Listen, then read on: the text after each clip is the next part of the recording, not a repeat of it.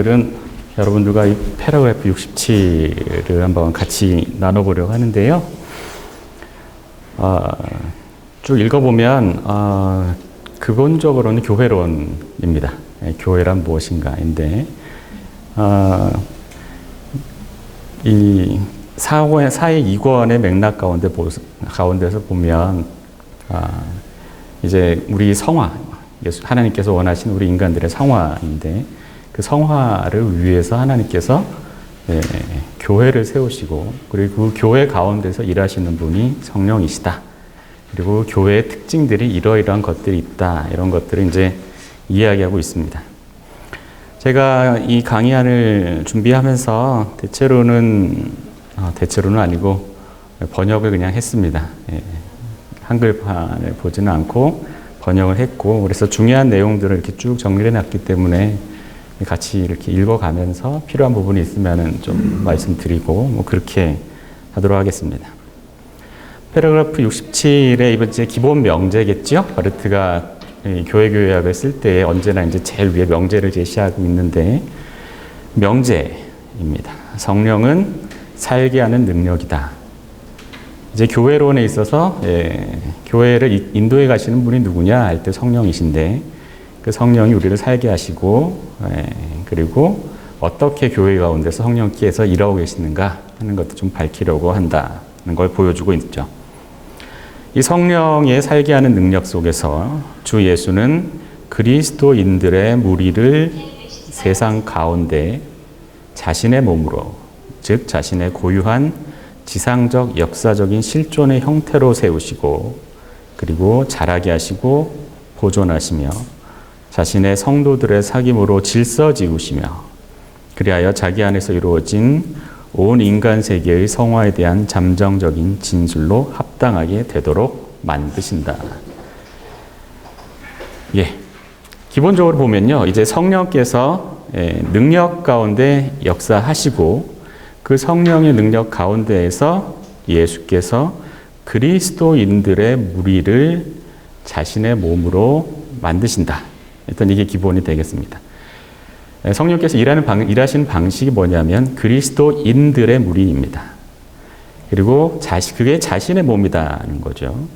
그러니까 이 이야기는 사실 그렇게 특별할 얘기는 없어요. 교회가 그리스도의 몸이다라는 건 우리 모두가 다 잘 알고 있는 얘기인데, 그 그리스도의 몸이라는 게 무슨 뜻이냐 하는 걸 설명하는 게 이 부분입니다. 그 교회란, 공동체란 그리스도의 고유한 지상적, 역사적 실존의 형태이다. 이게 이제 바르트의 교회의 정의라고 얘기할 수가 있겠어요. 교회란 예수 그리스도의 고유한 지상적, 역사적 실존의 형태이다. 그리고 이렇게 세우시고 그리스도께서 세우셨다는 거겠고요. 그리고 세우실 뿐만 아니라 자라게 하시고, 자, 성령께서 그리고 예수 그리스도께서 한번 세우셨다. 하나. 그 다음 두 번째, 자라게 하신다. 그리고 세 번째, 보존하신다. 그리고 그 성도들의 사귐을 질서 지우신다. 여기까지가 이제 패러그래프 67 전체의 기본적인 구조입니다. 하나님께서 세우셨다. 그 다음에 자라게 하셨다. 보존하신다. 그리고 질서 지우신다. 그래서 이것들을 통해서 어떻게 하시느냐 하면 자기 안에서 이루어진 온 인간 세계의 성화. 자, 예수 그리스도께서 돌아가심으로써 십자가에 달려 돌아가시고 부활하시고 함으로써 우리 인간들의 고향이 일어나잖아요. 그리스도는 내려오시고 그걸 통해서 사람들을 이렇게 고향시키려고 하시는데, 그 고향시키려고 하실 때 하나님과 이렇게 화해시키려고 하시는데, 그게 누구가 대상이냐 하면 특별한 소수의 무리가 아니라 온 인간 세계라는 거죠. 온 인간 세계를 성화하게 하시는데, 그 성화에 대한 잠정적인 진술. 자, 이게 또 다른 정의라고 얘기할 수 있겠습니다. 교회란 온 인류가, 인간 세계가 성화될 것이라는 것을 잠정적으로 드러내 보여주고 묘사한다는 거죠. 근데 그렇게 돼 있다는 뜻이 아니라 그렇게 되도록 합당하게 하나님께서 우리에게 일하신다. 자, 바르트 신학의 뭐라고 할까요? 특이점이라고 하면 언제나 하나님의 행위를 강조하잖아요. 그렇죠? 처음부터 지금까지 언제나 하나님께서 일하신다는 사실을 강조하는데 여기서도 교회를 그냥 세우셨다 이렇게 끝나는 게 아니고 교회를 세우시고 그것이 언제나 교회로서 합당한 방식으로 있도록 일하신다. 그게 이제 이 부분이 전반적으로 이 전체의 내용이다라고 얘기할 수 있습니다. 첫 번째 장이죠. 참된 교회. 이 독일어로는 비르클리히 키르헤라고 되어 있는데요. 이걸 제가 이제 번역할 때 좀 고민을 많이 했어요. 왜냐하면 이 독일어의 비르클리라는 뜻이 참되다 이런 뜻도 있지만 한편으로는 현실적이다 이런 뜻도 있어요. 그러니까 이 두 가지 의미가 함께 있는 거죠. 그러니까 비르클리히카이트 하면은 현실성이라는 뜻이거든요. 그러니까 이게 비르클리히 키르헤 하면 참된, 진짜 좋은, 순수한 꼭 이런 뜻만 있는 게 아니라 다른 한편으로는 암시적으로는 현실적인 교회 이런 뜻도 함께 들어가 있는 거죠. 그래서 현실적인 교회, 그러니까 이중적인 의미가 지금 다 내포되어 있다라고 우리가 생각하면 될 것 같습니다. 그러니까 현실적인 교회의 모습과 그리고 그 현실적인 교회의 진정한 모습이 뭐냐 이거를 동시에 이제 이야기하고 있다 이렇게 볼 수 있을 것 같고 제 번역상으로는요 그때그때 문맥에 따라 이 비르클리히 혹은 비르클리히카이트를 현실성이라고도 번역하기도 하고 참됨이라고 번역하기도 했습니다. 그리스도교 공동체의 세우심과 하나님께서 세우셨다고 했죠. 그리고 이에 이어지는 그리스도교적 사랑이 화해론에서 다루어지게 될 중요 내용입니다. 그래서 하나님께서 성화의 사역을 하시는데 성화가 뭐냐? 하나님과 세계가 화해되는 과정인 거죠. 지금 특히나 여기서 다룰 내용들은 뭐냐 하면 이렇게 하나님이 자신과 세계를 화해시키실 때 그때 무슨 일이 일어났는지 그래서 무엇이 비르클리히비르트 무엇이 현실화되었느냐 하는 것들을 보다 구체적으로 다루겠다는 거죠. 이게 앞으로 이제 다룰 일이다. 하나님께서 무엇을 현실적으로 우리 가운데 일으키셨느냐. 이 모든 인류를 성화시키기 위한 방편으로 어떤 일을 하셨느냐 하는 것들을 이제 다뤄보자는 겁니다. 여기 까맣게 표시된 것들은요, 제가 이제 제 나름의 이제 소제목을 단 겁니다. 여러분들이 이해하기 편하시라고. 성령이 세우시는 공동체의 우선성입니다. 읽겠습니다. 부활하시니, 즉 살아있는 주님 예수님의 살게 하는 인도하심, 즉 우리가 성화의 원리로 이해하고자 했던 성령은 그리스도교 공동체의 세우심을 이루시고 그리고 이 공동체 안에서 그리고 이 공동체와 함께 그리스도교적 사랑이 사건화되도록 하신다. 자, 이 이야기는 이 해당 카피텔에서는 그렇게 많이 나타나는 이야기는 아니에요. 이건 아마 앞에서나 좀 더 뒤에서 다뤄질 내용인 것 같은데 미리 좀 얘기를 하는 것 같습니다. 성령께서 우리를 성화하시는데 성화하시는 성령께서는 그리스도교의 공동체의 세우심을 이루신다. 제가 일부러 세우심을 이루신다고 번역을 했는데 이때도요 세우셨다는 뜻이 아니라 이루신다, 계속 작용하신다는 거예요. 성령이 그냥 만들고 내버려뒀다 이런 뜻이 아니고 지속적으로 이루신다, 작용하신다는 건데 작용하심으로써 이 공동체 안에서 사랑이 사건화되도록 하신다. 이것도 한국말로 보면 이제 정확히 의미가 잘 드러나진 않지만요. 독일어로 보면 이게 있을 수 있나요? 독일어로 보면 Ereignis werden 이라는 말로 표시가 되어 있습니다. 이 Ereignis라는 말은 사건이라는 뜻이거든요. 그러니까 사건, 뭔가 발생했다 이런 뜻이에요. 그러니까 이 이야기는 옛날에 세우셨다 이런 의미라기보단 세우시고 그게 계속 이렇게 지속적으로 진행되도록 하신다 이런 의미가 상당히 강력하게 들어가 있는 거예요. 이렇게 성령께서 공동체 안에 그리스도교적 사랑이 계속 발현되도록 하시는데 그때 어떻게 하시느냐 하면 그분은 그리스도인들의 무리의 실존을 이루시고 이로써 그 공동체 안에서 그리고 그 공동체와 더불어 개별 그리스도인의 실존을 이루신다. 이 실존이란 말은 뭐 특별히 철학적 의미가 들어있지는 않아요. 본질과 실존의 차이 이런 건 아니고 그냥 있다 이런 뜻이겠고요. 크리스텐하이트라는 말을 처음 제가 이 패러그래프를 볼 때 약간 이거 어떻게 번역해야 되나 약간 고민했어요. 왜냐하면 기독교라고 해야 되나? 기독교라고 하면 크리스텐툼이라는 단어가 따로 있거든요. 크리스텐이라는 말은 그리스도인들이라는 뜻이에요. 그래서 이 경우에는 바르트가 지금 염두에 두고 있는 기독교 종교를 이야기하고 있는 게 아니라 그리스도인의 사람들을 얘기하고 있는 거죠. 그래서 크리스텐하이트 하면 그리스도인들의 모임 혹은 무리라고 번역할 수 있을 것 같아요. 근데 모임이라는 말은 제가 일부러 빼고 그리스도인들의 무리라고 번역을 했는데, 왜냐하면 모임이라고 하면 이제 성도의 모임 이런 또 다른 용어가 있기 때문에 그리스도인들의 무리라고 번역하는 게 낫겠다 생각을 했습니다. 그래서 성령께서 그리스도인들의 무리가 있도록 일하시는데, 이렇게 그 공동체 안에서 개별 그리스도인들이 있도록 하신다. 자, 이것도 상당히 의미가 깊은 진술이에요. 우리가 보통 교회가 뭐냐라고 생각할 때 현재의 교회 모습을 보면 한국 교회는 사실 기본적으로 자유교회고 자기가 가고 싶은 데 가는 데잖아요. 그러니까 일단 기독교인이 있어요, 먼저. 그 다음에 자기가 취사 선택을 하는 거죠. 먼저 나는 기독교인이고 그 다음에 내가 갈 교회를 내가 정한다. 그러니까 마치 뭐냐면 약간 쇼핑하는 듯한 느낌이 드는 거예요. 교회 쇼핑 같이.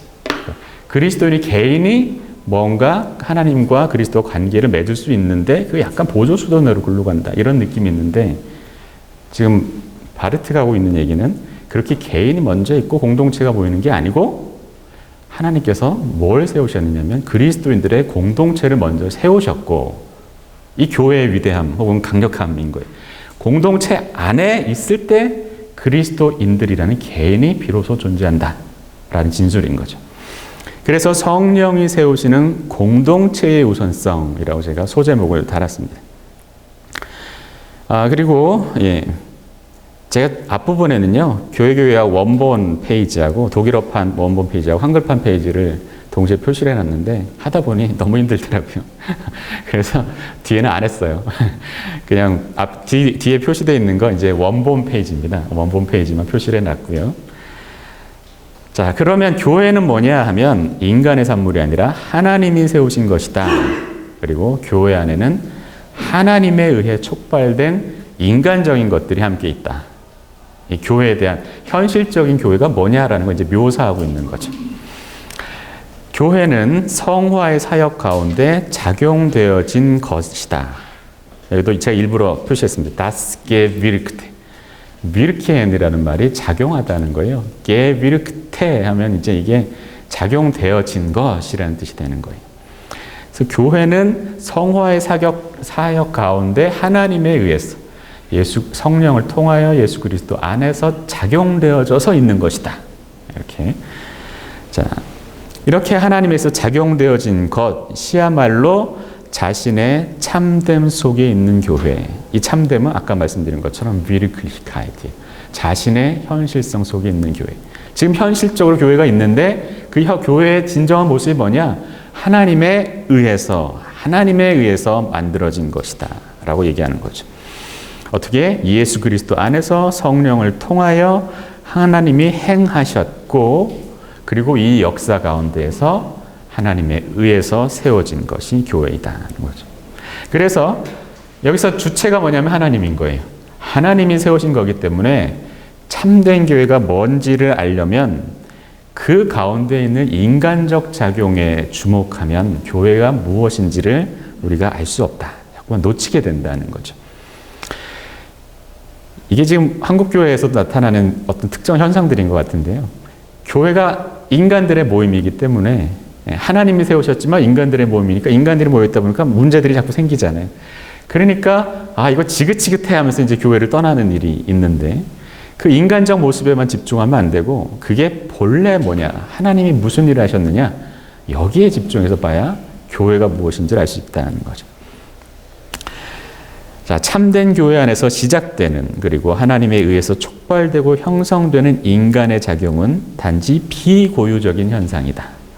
하나님이 인간들을 불러서 그 안에 작용하시기 때문에 하나님이 인간들로 하여금 뭔가 또 작용하게 하시고 그래서 인간들이 작용하는데 이건 다만 부수적인 거죠. 첫 번째 주체는 하나님이고 인간은 단지 부수적인 주체이다라고 얘기할 수 있습니다. 자, 하나님의 작용, 성화라는 하나님의 사역, 그리고 예수의 성령을 통한 그리스도인들의 무리의 세우심만이 고유하다. 교회의 진정한 올바른 참된 건 뭐냐면 하나님이 일하신다는 것. 예수의 성령이 사람들을 무리를 불러서 교회로 만드셨다는 것, 그것만이 진정으로 고유한 것이고 교회가 이걸 강조하지 않고 하나님이 세우시고 하나님이 우리 가운데 일하신다는 사실을 강조하지 않고 우리가 이것도 합시다 저것도 해봅시다 이런 것만 자꾸 강조하다 보면 이제 거기서 문제가 생긴다는 거고 그렇게 인간의 작용을 강조하는 교회는 샤인키르히 여기 나온 것처럼 샤인하면 보인다는 거예요. 그러니까 보기에만 교회지 진짜 교회는 아니다 이런 얘기죠.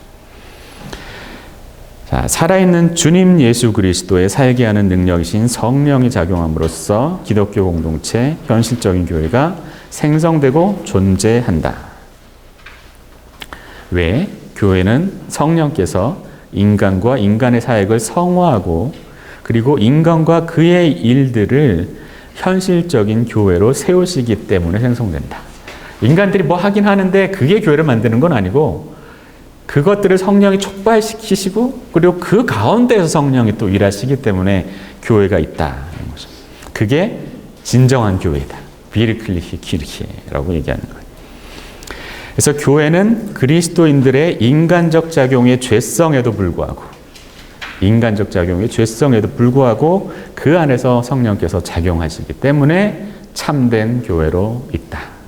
자, 이 공동체, 교회가 무엇을 향해 가야 되느냐 하면 교회는 방향과 목적을 가지는데 어떤 목적이냐? 바로 예수 그리스도 안에서 이미 계시된 전체 인간의 성화를 드러내는 걸 자기가 가야 할 방향으로 가지고 있다는 거죠.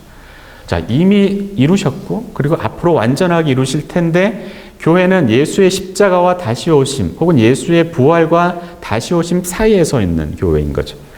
하나님께서 그리스도의 십자가 부활을 통해서 모든 인류의 성화를 지향하시는데 그래서 교회는 뭐냐면 하나님이 글로 가고 계시기 때문에 교회도 그쪽을 따라 운동하고 움직이고 그쪽으로 일해야 된다는 겁니다. 자, 조금 한 3줄 정도 내려가서 참된 교회는 우리로 하여금 이 역사를 향해 서게 된다. 이 방향, 이 목적을 향해서 가게 된다는 거죠. 그리고 가야 한다. 성령은 그 안에서 예수가 자기 공동체를 자기 안에서 이루신 온 인간 세계의 성화에 대한 잠정적인 진술로 합당하게 되도록 만드시는 힘이다. 이때 중요한 건 온 세계라는 거죠. 교회는 자기만을 위하는 게 아니고 온 세계를 위해 존재하고 그리고 그 온 이 세계의 성화가 이루어져야 한다는 그 사실에 대한 잠정적인 진술. 예, 잠깐 있는 거 지금 잠정적으로 그 사실을 드러내는 것이 교회이고 그렇게 되도록 누가 하느냐? 성령께서 일하신다. 참된 교회는 결코 자기 자신을 목적으로 하지 않습니다. 그래서 오히려 교회는 이 목표를 향한 방향 가운데 있는 운동인 거죠. 참된 교회의 운동의 목적은 예수 그리스도 안에서 법정적으로 이미 일어난 전체 인간 세계의 성화의 계시이고 그리고 거룩한 공동체는 예수 그리스도 안의 성화를 실질적으로 받은 사람들, 데팍토 하면 실질적으로고요. 데유레 하면 그러니까 법적으로 혹은 그러니까 말하자면 실제로 앞으로 일어날 일이기 때문에 그게 난 그렇게 될 것이다 라는 거를 지향하고 있는 건데 그 화해가 그리스도 하나님과 우리의 화해가 우리의 성화가 온 세계의 온 인류의 성화가 뭐랄까요? 그 계획에 있어서는 이루어지고 지향되지만 아직 세계는 다 화해되진 않았잖아요. 하지만 그리스도인들은 누구냐면 그냥 명목상이 그런 게 아니라 실제로 지금 화해된 사람들이라는 거죠. 그 사람들로서 진짜 나중에 전 인간 세계가 성화될 것이라는 것을 우리가 묘사하고 드러낼 수 있어야 된다는 겁니다. 자, 이 진술이 깨어진 형태 속에서 불완전하고 위험하고 의심스럽다는 점에서 왜 그렇겠어요? 인간들이 모였기 때문에 그렇죠. 우리가 뭐 하려고 하긴 하는데 자꾸만 잘 안 돼요. 그런 의미에서라도 교회의 진술은 언제나 잠정적입니다. 그러니까 교회는 자기가 하는 얘기가 전적이고 절대적이라고 생각하면 안 되는 거지. 우리는 다만 예수 그리스도를 증언할 뿐이지 우리가 예수 그리스도의 현실이다라고 곧바로 동일시해서는 안 되는 거고요. 그렇게 함으로써 그 전체 가운데에서 하나님의 사역이 사실상 참되게 그리고 작용하는 가운데 있다는 거예요. wirklich und wirksam. 자, 이것도 계속 작용한다는 걸 지금 묘사하고 있죠. 이렇게 교회 증언이 지니는 잠정성에도 불구하고 성령의 살게 하는 능력 가운데 행동하시고 그리고 이 백성에게로 오시고 그래서 저 잠정적 진술과 그리고 이와 더불어 참된 교회가 사건이 되게 행동하시는 분이 누구냐? 주님, 예수님이시다. 자, 이게 약간 사실 명확하게 삼위일체론적 교회론이라고 얘기할 수는 없을 것 같아요. 지금 현재 바르티의 교회론이. 주로는 교회를 움직이시는 분이 누구냐? 살게 하는 분이 누구냐? 성령이시다. 근데 그 성령이 누구를 증언하시냐? 누구의 영이냐? 당연히 예수 그리스도의 영이시죠. 그러면 성령이 우리 가운데 작용하심으로써 우리가 예수 그리스도, 주님 예수 그리스도의 몸이 되게 하신다. 이렇게 이야기하려고 하는 겁니다. 이 백성을 주님 예수께서 그렇게 일하심으로써 이 백성을 그러한 진술에 적합하도록 하심으로써 불가능한 것을 가능하게 하신다. 누구예요? 예수께서 우리에게 그렇게 하도록 하신다. 우리가 실제로는 그 인간 전체의 성화를 묘사할 수가 없어요. 왜냐하면 우리는 언제나 깨어져 있고 이기적이고 이렇게 탐욕적이고 혹은 그 전체 역사를 잘 알지도 못하는데 그럼에도 불구하고 그래서 우리가 할 수 없는데도 불구하고 예수께서 우리 가운데 불가능한 것을 하게 하신다. 그게 교회이다. 지금 아래 나오는 건 역시 아까 말씀드린 것과 똑같습니다. 개인이 아니라 공동체. 공동체의 세우심은 자 누가 세우느냐? 주체가 예수님이시다는 거죠. 예수 그리스도께서 공동체를 세우시는데 이 세우신다는 것은 공동체의 성장, 유지, 질서. 그러니까 앞으로 이제 다른 챕터들에서 얘기할 건데 이 모든 것들을 포괄하는 상위 개념이다. 그러니까 실제로는 세우심, 누가 세우느냐? 예수께서 성령 가운데 세우시는데 그 세우심 아래에 이제 성장하고 유지하고 질서 잡으신다는 게 있다는 거죠. 이 예수께서는 무엇을 세우시느냐? 그리스도교 공동체를 세우셨지. 경건주의 이후에 가르쳐진 것처럼 그리스도교적 개인들을 세우시지는 않으셨다. 자, 계속해서 강조하고 있는 거예요. 기독교 신앙에서는요, 개인에 우선하는 게 공동체인 거죠. 그렇다고 해서 이 공동체에 우선한다는 게 이제 그래서 사실은 그렇잖아요. 교회 오랜 신앙이 뭐냐? 엑스트라 에클레시암 눌라 살루스. 교회밖에는 구원이 없다. 하나님께서는 새로운 공동체를 세우기 원하신 거예요. 새로운 하나님의 백성, 새로운 이스라엘을 세우기를 원하시는 거지 경건한 개인들을 만들어내려고 하시지 않으신다는 거죠. 자, 이걸 그런데 우리가 대체로 대교회 중심주의나 이런 것들이 되면서 사실상 교회 형태가 대교회를 보면 이제 극장가도 같아요. 극장. 그렇죠? 돈 들고 와서 이렇게 내고 뭔가 이렇게 한 2시간 보고 극장에서 그렇잖아요. 옆에 사람과 아무런 관계가 필요 없어요. 나 혼자 온 거야. 혹은 친구랑. 옆에 누가 다른 100명, 200명, 한 500명 앉아있어도 아무 상관이 없는 거지. 근데 우리가 교회도 그렇게 이해한다고요. 그냥 내가 헌금 내고 그냥 와서 얘기 듣고 그냥 가면 되는. 그러니까 교회라는 것은 혹은 교회 예배는 그냥 내 신앙생활의 보조수단처럼 이렇게 보통 한국교회에서 약간 그렇게 다 명시적으로 얘기하지는 않지만 약간 그런 느낌들이 나는 거예요. 교회 현실이. 그러니까 우선성이 뭐냐? 개인인 것 같은 거예요. 자꾸 내가 믿으면 되지 않나요? 교회 안 가도 그냥 인터넷 방송 보고 성경 읽고 신학책 보고 그러면서 신앙생활하면 되지. 이건 이제 굉장히 치명적인 교회 타락인 거예요. 그리스도인들의 타락이 마치 이제 그렇게 하면서 좀 더 나은 신앙 공동체를 만들 수 있을 것처럼 생각들을 하기도 하는데 아니다는 거죠. 공동체가 먼저입니다. 예수께서는 무엇을 세우셨느냐? 몸된 공동체를 세우셨다는 거죠. 우리는 그 안에서 공동체의 한 회원으로 혹은 한 지체로서 개인으로 있는 거지 결코 개인으로 먼저 예수를 믿지 않는다는 겁니다. 자, 이렇게 이제 예수께서 성령을 통해서 교회를 세우시는데 어떻게 세우시느냐 하면 이제 이러한 일들이 발생한다는 겁니다. 여기 써 있는 것처럼 이러한 사역들이 발생하는 한, 이 발생한다는 말도 게쉔이라는 거예요. 이것도 역시 바르트가 자주 사용하는 말이죠. 에어라이그니스, 사건.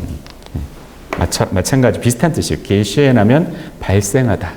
사건이 발생했다. 우리 이렇게 얘기할 때 발생. 뭔가 특별한 일이 일어난다. 이걸 지금 강조해주고 있는 표현이에요. 교회는 참된 교회이다. 어쩔 때 다음과 같은 하나님이 세우시는 일들이 일어날 때 그때 교회는 참된 교회이다. 혹은 거꾸로 얘기하면 교회는 부족해 보이고 거짓 교회 같아 보이지만 이와 같은 사건들이 일어남으로써 그럼에도 불구하고 참된 교회이다 라고 얘기하는 거죠. 어떤 일이 일어났냐 하면 이게 또 바르트의 특징적인 신학적 구조가 나타나는데요. 하나님이 일하신다는 거 첫째 강조하고요. 하나님이 일하신다는 것이고 또 다른 하나는 하나님이 일하시는 거에 따른 인간들의 일이 일어나면 곧 뭐예요? 아날로기아인 거죠. 상응이 일어날 때 그때 교회는 참된 교회이다 라고 얘기합니다. 자, 공동체를 세우신 주체가 누구냐? 하나님이시라는 거죠. 우리의 결정적인 질문은 이것이다. 도대체 누가 거기에 세우느냐? 그 대답은 의심의 여지 없이 이렇다. 바르트 특징적인 문체죠. 길게 얘기하는 거. 본래적으로, 처음부터, 최종적으로 하나님이시다. 일부러 눕혀놨어요. 이탈릭체로. 하나님을 강조하는 거죠. 본래적으로, 처음부터, 최종적으로 하나님이 교회를 세우신다. 그분 자신이 전적으로 그만이. 그리스도교 공동체의 세우심은 성화의 특별한 작용 방식이자 특별한 측면이다. 그런데 이때 인간 주체와 인간의 작용에 대해 무엇인가 말해질 수 있다 하더라도 그 안에서는 우선적으로는 하나님이 작용하신다. 자, 미리 약간 떡밥을 던져놨어요. 하나님이 주로 일하신다 해놓고 그렇다고 우리도 아무것도 안 해도 돼 이런 건 아니고 인간들도 일하는데 혹은 일해야만 당연한데 근데 주된 건 하나님이야. 이렇게 얘기하는 거죠. 자, 또 긴 이야기입니다. 거기에서 건축하시는 분은 바로 이 하나님이다. 자신의 성령의 능력 가운데 있는 인간 예수이다. 자, 약간 삼위일체론적 언급이 되고 있습니다. 하나님이 인간 예수께서 성령께서 일하신다. 그 안에서 그를 통하여 그 동일한 하나님이 공동체를 세우는데 일하신다. 그분이 공동체 안에서 저자로서 현존하시고 말씀하시고 창조하시는 한 그리스도교 공동체는 자신의 본래적인 상태로 존재한다.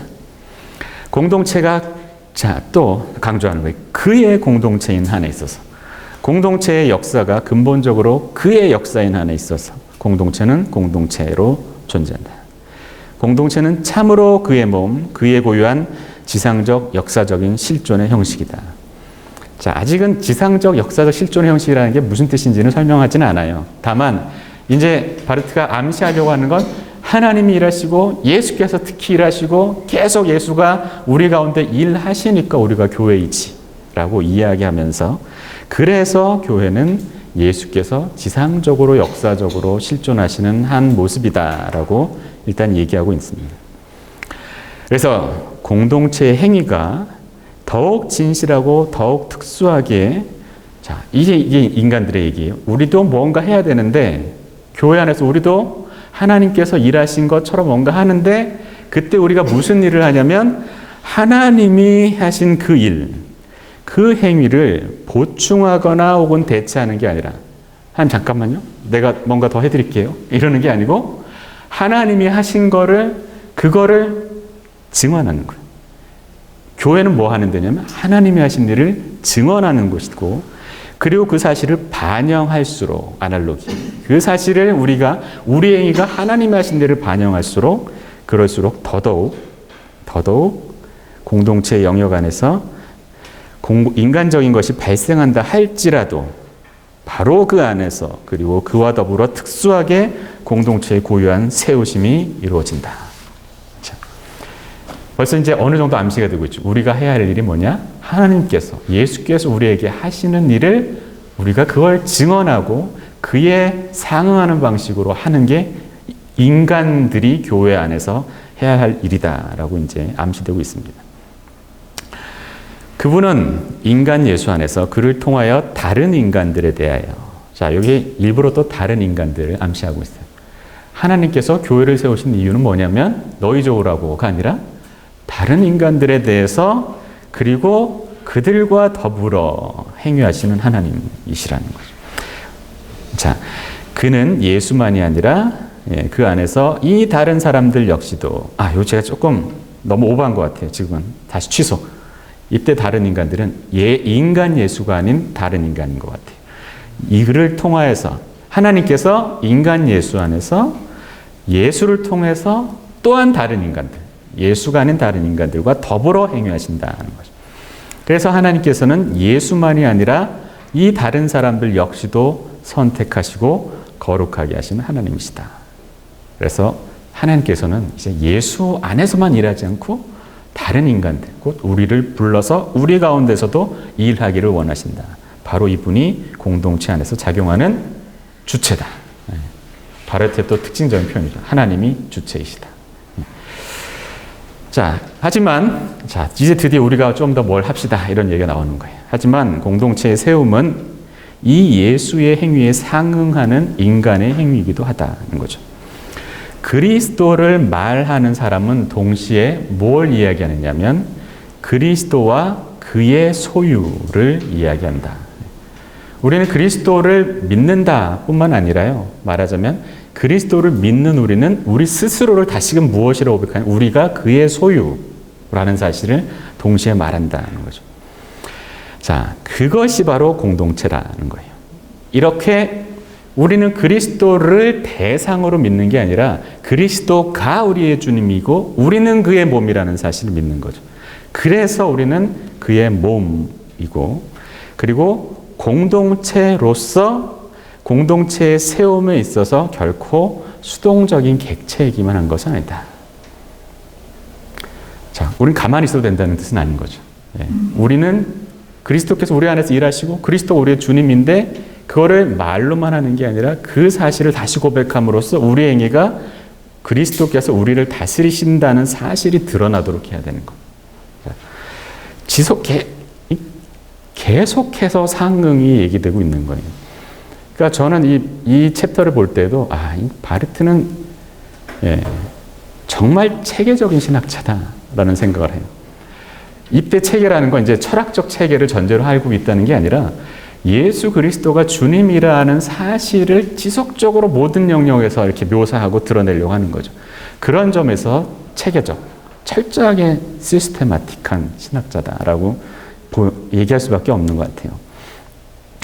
자, 이 공동체의 세우심은 전적으로 완전히 하나님의 예수 그리스도의 일이다. 하지만 마찬가지로 전적으로 완전히 공동체 자체의 사역이다.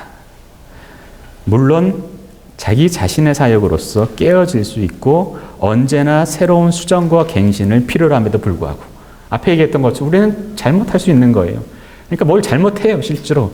그럼에도 불구하고 우리가 뭔가 그리스도에 상응하는 방식으로 교회 안에서 뭔가 행하면 그 가운데에서, 근데 물론 행하면 예수께서 일하신다는 게 아니라 그 모든 깨어짐과 연약함 속에서도 예수께서 일하신다는 거죠. 바로 이런 점에서 공동체는 예수 그리스도에 대한 잠정적 진술이라는 거예요. 우리가 완전히 예수 그리스도 어떤 분인지 드러내고 있지 못하고 다만 잠정적으로 드러낸다. 자, 공동체는 하나님에 의해서 자기에게 부과되고 선물로 주어진 목적에 대한 잠정적 진술이다. 하지만 그것은 동시에 자신의 사역이고 자신의 행위의 사태이자 책임이며 동시에 영예이다. 자, 자, 이 사태라는 말은 또 바르트가 좋아하는 표현이에요. 예. 자히. 그게 우리의 일이다. 우리의 사태이다. 예. 왜냐하면 하나님께서 사람들을 부르신 게 교회예요. 교회 안에서는 하나님이 주로 일하시지만 사람도 일해요. 그럼 그 사람 뭐라 해야 되냐면 하나님이 그 안에서 일하시는 대로 일해야 되는 거죠. 그게 우리의 사태라는 거. 아까 얘기했던 것처럼 안 되는 걸 되게 하셨기 때문에 여기에는 동시 책임이자 영예이다. 영광이다. 라고 얘기하는 거죠. 그럼 공동체가 서고 있다는 증거가 뭐냐 하면 결합 혹은 결속, 형제의 자유, 사랑 이런 것들이 공동체가 올바르게 서 있다는 증거이다는 거죠. 복음을 통해서 복음을 위한, 그러니까 복음을 통해 세워지고 복음을 위한 모임이 교회인데 이 공동체를 세운다는 사실은 기본적으로는 결합 혹은 결속인 거예요.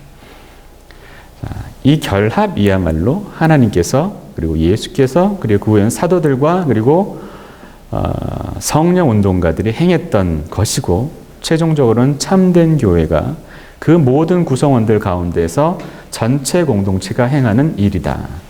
공동체는 인간들의 다수성이 존재한다.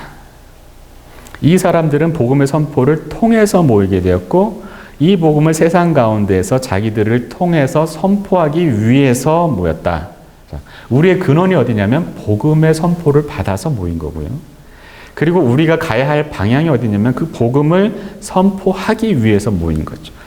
그 복음을 전해야 한다는 것 때문에 모였는데 모였기 때문에 어떤 사람들이 모였느냐면 다양한 사람들이 모였다는 거예요. 교회는 근본적으로 복수성, 다양성, 그거를 그 특징으로 한다는 거죠. 이 개별적인 목적을 구현하기 위해서 사람들이 함께 모일 수도 있다. 이거는 이제 우리의 온전한 전적인 목적의 복음 선포, 그것을 통해서 불림을 받고 모이고 그것을 지향하고 있는 교회를 얘기하는 게 아니라 다른 사람들의 무리도 뭔가 개별적 목적들을 가지고 회합할 수 있다는 거죠. 쉽게 얘기하면 동호회라든지 뭐 이런 것들 얘기할 수 있어요. 그런데 이때는 사람들은요 전적으로 완전히 결합되어 있지는 않아요. 하지만 공동체로 교회 안으로 모인 이들은 모든 목적들의 목적을 위하여 모였고 그래서 이들의 결합은 하나의 전체적이고 온전하며 무조건적으로 지켜지는 결합이 분명하다. 그래서 우리의 결합은 뭐냐면 형제애적 결합이다. 자, 동호회에서는 형제 자매 이렇게 부르지 않잖아요. 우리 가운데는 서로 다르지만 서로 다른 사람들이 모여 있지만 우리의 목적이 뭐냐면 뭔가 다른 일을 사소한 목적들을 할 게 아니라 모든 전체 목적들의 목적, 가장 중요한 것들, 하나님의 일을 하기 위해 모였고 그렇기 때문에 그것이 우리를 결속시킨다는 거죠. 우리가 뭔가 관심사가 비슷해서 모인 게 아니라 하나님이 우리를 하나님의 일을 위해서 부르셨기 때문에 우리는 다른 이들이 모였지만 하나이다. 교회 일치성을 좀 이야기하고 있는 건데 그것이 바로 그래서 우리의 모임은 형제와도 같다. 그런데 이 형제의 특징이 뭐냐는 거죠. 형제의 특징. 이때 바르트가 강조하고 싶은 거는요. 자유예요. 이 공동체라고 얘기할 때 한국적 정황에서는요. 우리가 너무나 집단주의적 성향이 우리에게 상당히 강하기 때문에 공동체라고 얘기하면 집단이라는 생각을 바로 해요. 뭐냐면 여러 사람들이 모였지만 하나의 단일 대우를 가지고 모노톤으로 쭉 나가는 거. 교회에서 보면 그런 거 있잖아요. 총동원 전도주의 이렇게 총동원 뭐 예비군이 예비군 훈련 같이 동원령을 내려가지고 한 번에 이렇게 쫙 가자.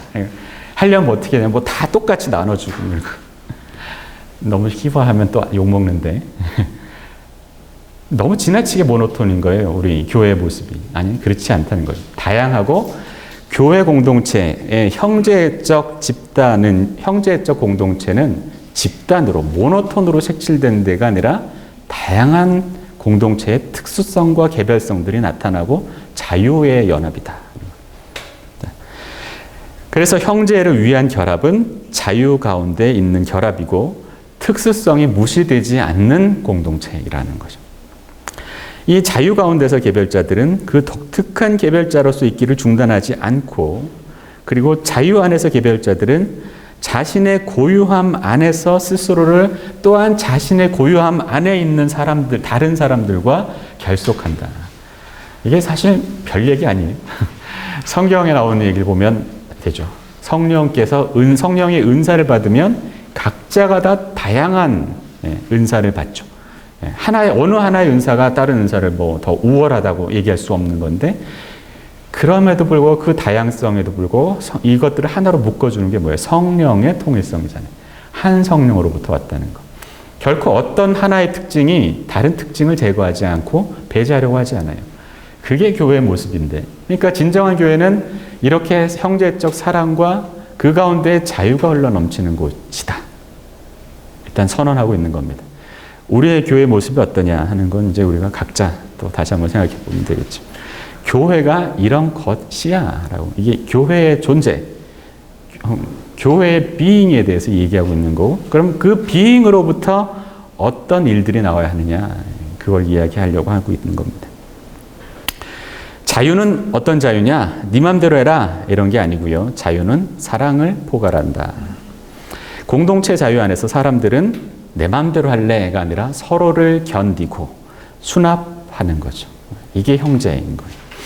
이처럼 전적으로 완전히 긍정적인 관계의 수립이야말로 공동체를 공동체가 되게 하는 요소이다. 이웃 사랑이 공동체를 세운다. 자, 사랑의 공동체. 이렇게 사랑이 있는 곳, 그 곳에서 공동체의 세우심이 발생한다는 얘기죠. 자, 그 다음에요. 그럼 사랑만 합니까? 아니요, 예배도 하죠. 예배는 공동체의 세움을 위해서 필수적이에요. 에클레시아라는 이름 그 자체가 이름 그 가운데에는 그 공동체의 세움의 사건의 중심에는 에클레시아 안에는 원래 그 중심에 예배가 있다. 공동의 예배. 자, 함께 모여서 함께 예배한다는 거예요. 자, 그런데 게마인잠 하면 공동이라는 거고요. 이 예배, 고테스딘스트인데 일부러 제가 좀 표시를 했거든요. 이게 이제 바르트가 하는 얘기들을 쭉 보면, 물론 예배에 대해서 나중에 얘기를 하긴 합니다만, 예배라는 어떤 종교적 형식에만 그렇게 집착해서 얘기하고 있지를 않아요. 왜냐면 예배라고 번역된 고테스딘스트라는 말 자체가 말은 예배이지만 원래 하나님 봉사라는 뜻이거든요. 하나님 섬김. 그러니까 우리는 함께 예배하지만 하나님을 섬긴다는 의미가 함께 들어가 있어요. 영어에도 마찬가지. 영어도 예배하면 divine service 혹은 church service 이렇게 얘기하거든요. 그럼 하나님을 섬긴다는 의미가 함께 있는데, 우리 한국말의 예배라는 말에는 예를 갖춰서 절한다 이런 뜻이 있죠.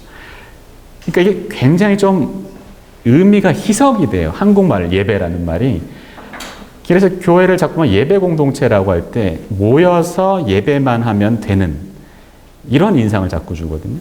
근데 독일어도 그렇고 영어도 그렇고 예배는 그냥 종교적 행위만 의미하는 게 아니라 우리가 그런 방식으로 하나님을 섬긴다는 뜻이 함께 포함이 되어 있어요.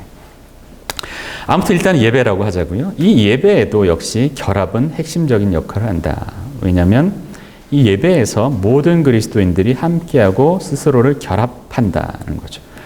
여기에서 모두는 근본적으로 동등한 수용성과 즉흥성이 이루어지고, 이거는 이제 말하자면 말하는 사람이 주로 있고 듣는 사람이 주로 있기도 하죠. 그렇죠? 설교자가 있고 듣는 사람이 있고. 그러니까 어떤 경우에는 듣기도 하고 어떤 경우에는 말하기도 하는데, 그러나 말하는 사람이 주고 듣는 사람은 보수적이고 이런 게 아니라 듣고 말하는 게 다 동등하기. 그리고 모두가 다 말하고 모두가 듣는다는 거예요.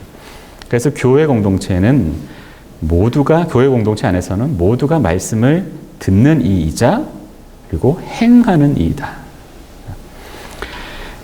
그러니까 그리스도교 예배는 그러해 한 것이고, 그러니까 그래야 된다는 거죠. 기독교 예배는, 그리스도교 예배는 모든 자신의 요소들 속에서, 그래서 성찬에서뿐만 아니라 근본적으로 교제다. 모두가 동등한 이들이 말하고 행하고 듣고 참여하는 교제. 자, 그것이 바로 하나님의 예수의 행위이고, 그것은 또한 공동체를 위한 공동체 자신의 행위, 곧 공동체의 세움을 위한 행위이다. 예수께서 부르셨어요. 불러서 우리는 그 안에서 뭐가 있냐면 우리를 부른 예수님을 예배하는 거죠. 근데 그 예배하기 위해서는 어떻게 하느냐면 바로 그 예배 가운데서 우리가 함께 대등한 공동체로, 교제 공동체로 이루어져야만 한다는 걸 얘기하는 거죠. 자, 지금까지 보면 한 첫 번째 공동체의 세움의 증거가 뭐냐? 결속되어 있다. 모여 있고 다른 데 결속되어 있다. 그래서 형제가 있다. 그리고 예배가 있다.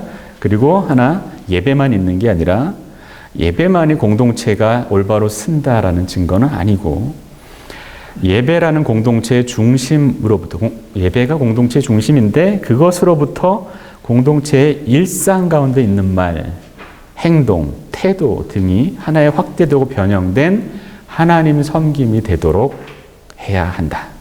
자, 우리가 일상이 예배다 하는 말은 매일 예배하라는 말이 아니죠. 일상이 예배라는 것은 일상이 곧 하나님을 섬기는 일이 되어야 한다는 거죠. 근데 이제 한국 교회 같은 경우는 종종 일상을 쭉 예배만 하려고 하려는 성향이 있어요. 그러니까 회사 가서도 신우회하고 회사 가서도 예배 보고 뭐 그렇게 해야 신앙이 좋은 것처럼 그래야 하나님의 뜻이 이 땅에 구현되는 것처럼 이렇게 생각하는 성향이 있는데 아니 그거 말고 일상 가운데서 너희들이 하는 모든 것들이 곧 하나님을 섬기는 일이다. 그리스도교 예배 본질은 뭐냐? 바로 교제라는 거죠. 혹은 이걸 예배 하나님 섬김의 본질은 뭐냐? 곧 교제이다. 이렇게 얘기할 수도 있겠어요. 이 교제는 우리 모두에게 모두 각자에게 관여해 들어가는 것이고 우리 각자에게 책임을 지우고 우리 각자에게 요구되는 것이다는 거죠. 자, 이렇게 일상 속에서도 예배가 이루어질 때 하나님 섬김이 그리고 교제가 이루어질 때야 공동체는 세계에 대하여 예수 그리스도 안에 일어난 화해, 칭의, 성화의 잠정적인 진술로서 스스로를 제시할 수 있다. 자, 조금씩 이렇게 스텝 바이 스텝으로 이렇게 한 걸음 한 걸음 안으로 들어가고 있어요. 자, 공동체의 성장입니다. 예. 여기서도 이제 바르트가 강조하는 건 이제 교회가 참된 교회가 되도록 세우는 행위가 있고 그리고 일어나야 한다. 이걸 강조합니다. 하나님께서 세우시고 그게 세우시는 게 언제 일어나느냐면 우리도 뭔가 이런 일을 할 때, 상응할 때 공동체가 성장한다는 건데 이때 이제 재밌는 게 뭐냐면 이 보네퍼를 바르트가 지금 상당히 높게 평가하면서 얘기하고 있어요. 그 우리한테 좀 익숙한 구절이기도 한데 제베르크가 잘한 게 있다면 유일한 게 제베르크 제자 중에 보네퍼가 있다는 거다. 지금 모욕일 수도 있는데 그때 보네퍼가 21살 때 성도의 교제를 쓰면서 그때 교회론에 대해서 위대한 일들이 일어났다. 내가 지금 그때 젊은이가 했던 거를 내가 지금 여기에서 이제 쓰면서 내 방식대로 그만큼이라도 할 수 있을까? 참 걱정되고 떨리는 가운데 내가 지금 앞으로 그와 비슷한 얘기를 해보겠다라고 얘기하고 있어요. 자, 그게 왜냐면 이제 성도의 교제라는 거죠. 지금 성장이 뭐냐는 걸 얘기할 때 이제 성도의 교제라는 게 뭐냐는 걸 설명해 가면서 이제 공동체의 성장에 대해서 이야기를 하거든요. 근데 이제 세움이라는 개념을 이해하려면 조금 아래로 내려왔습니다. 교제, 성령과 사람에 의해 이루어지는 일치를 향한 행위라는 건데요. 세움을 이해하려면 앞에 얘기했던 세움을 이해하려면 교제라는 개념을 이해해야 된다. 교제란 뭐냐? 여러 사람들이 이미 자기들에게 주어져 있는 일치를 기초로 그와 동일한 일치를 향하여 함께 향하여 행동하는 가운데 사로잡혀 있는 그 행위. 자, 우리는 하여튼 뭔가 해야 된다. 계속 강조되고 있는 겁니다. 자, 그런데 이 성도 일치라는 건 우리 공동체 안에서 우리가 여러 사람이 모여서 이제 일치하는 행위를 하는 건데 근데 그거는 기본적으로 우리가 하는 건 아니고 사실은 이미 이루어져 있는 것이다. 하나님께서 우리를 부르심으로 이미 세우셨고 그걸 기초로 해서 이제 우리가 행한다는 거죠. 이 교제 가운데에서 공동체의 세움이 개시트 일어난다. 자, 공동체가 세워진다는 건 언제냐? 교제할 때다. 그러면 그래야만 공동체가 성장한다라고 얘기를 하고 있는데, 그럼 성도가 뭐냐 하는 거예요. 코뮤니오 상크토룸에서 이 상크토룸이라는 게 근본적으로 두 가지 의미가 있을 수 있거든요. 하나는 성도라고 번역이 될 수도 있고, 하나는 성무로 번역될 수도 있어요. 성도의 교제라는 뜻도 되지만 거룩한 일들의 교제라는 이야기도 되거든요. 그러니까 처음 성도란 뭐냐 하는 거 이제 설명하는데, 성도란 성령의 능력과 사역을 통해서 모이게 되고, 그래서 성령의 사응하는 인간적 사역의 실행을 위해 규정된 사람들. 여기서 계속 반복해요. 인간적 사역, 일이잖아요. 이걸 실행하도록 규정된 사람들이 성도이다. 근데 이 성도들은 여전히 세계 속에 살고 있는 인간들이다. 한편으로 인간인 거죠. 그리스도인이라고 할 때, 우리 한국말도 그렇잖아요. 그리스도인. 독일어로는 여기서 이 바레트가 자주 쓰는 말은 크리스텐 멘션이라는 말을 써요. 크리스텐 멘시. 크리스텐 하면 그리스도인이라는 뜻이고, 멘시 하면 사람이거든요. 우리의 이중적 규정인 거죠. 우리가 그리스도를 따르는 사람이지만 여전히 인간인 거고. 그러니까 우리는 한편으로는 공동체는 코뮤니오 상크토룸, 성도의 교제이지만 동시에 코뮤니오 페카토룸이기도 하다. 우리는 여전히 죄인들의 모임인데, 그럼에도 불구하고 우리는 다른 사람, 여전히 죄인이지만, 여전히 인간이지만, 그럼에도 불구하고 다른 사람들과는 구별된 교회로서 구별되고, 세계에 대해 있으면서도 우리가 구별된 건 왜 구별됐냐? 세계를 위해서 구별됐다. 자, 이들은 그래서 옛 인간됨 가운데 있는 새로운 인간됨에 대한 잠정적 진술이다. 모든 인간은 사실 아직 옛 인간됨 가운데 있잖아요. 그런데 우리는 새 인간됨 속에 들어와 있어요. 근데 우리는 뭘 위해서 있느냐면, 우리만 구원받자 하고 있는 게 아니라 이 가운데서 이 모두가 하나님과 화해될 새로운 인간됨이 어떤 건지를 잠정적으로 묘사하는 것이 공동체이다. 우리의 모임 가운데, 우리의 교제 가운데는 그게 일어난다는 거죠. 한편으로는 교회는 아까 말씀드린 것처럼 성도가 아니라 성무, 곧 거룩한 것들의 교제이다. 이 성무라는 건 뭐냐면, 가톨릭 교회에서는 이제 성례들을 얘기했어요. 혹은 성인들, 성인들의 교제, 혹은 성무, 여러 가지 성례들이 있잖아요. 그것들에 참여하면 된다라는 거였는데, 보네퍼는 그게 아니라 이 거룩한 것들은 성도들에게 부과되어진 거룩한 과제들이라는 거죠. 우리가 이 거룩한 과제들을 행함으로써 우리는 성도의 교제를 이룬다는 거고요. 그 거룩한 일들이 뭘까 하면, 감사와 감사 고백의 교제이고, 또 세계와의 관계 속에서 교회는 긴급 교제이다. 왜 긴급하냐면, 세계는 아직 옛사람 가운데 있어요. 우리만이 요 안에 조그맣게 세 사람이 있고, 이 무리들을 이제 하나님 예수 그리스도의 성화의 사역으로 불러야 되는데, 그러기 위해서 우리가 긴급하게 일해야 될 일이 있다.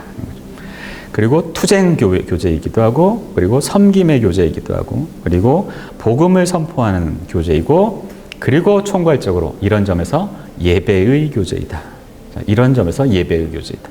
아까 말씀드린 것처럼 그저 종교적 제의가 아니라 이렇게 하나님을 섬기는 곳, 이런 일들이 일어날 때, 이런 거룩한 일들이 일어나는 곳에서만 교회는 성장이 이루어진다는 거죠. 성장의 특징이 뭐냐 하면, 첫째, 외적인 성장도 얘기합니다. 새로운 성도가 생겨나면 성장이다. 그걸 무시할 수는 없다는 거죠. 왜냐하면 실제로 공동체가 외적으로 성장해야, 새로운 사람들이 들어와야 이 복음의 전파가 일어나지 않겠어요? 복음의 증언을 위해서라도 이제 새로운 사람들이 들어오는 어떤 그런 외적 성장이 필요하겠죠. 그러나 더 강조하는 건 내적 성장이에요.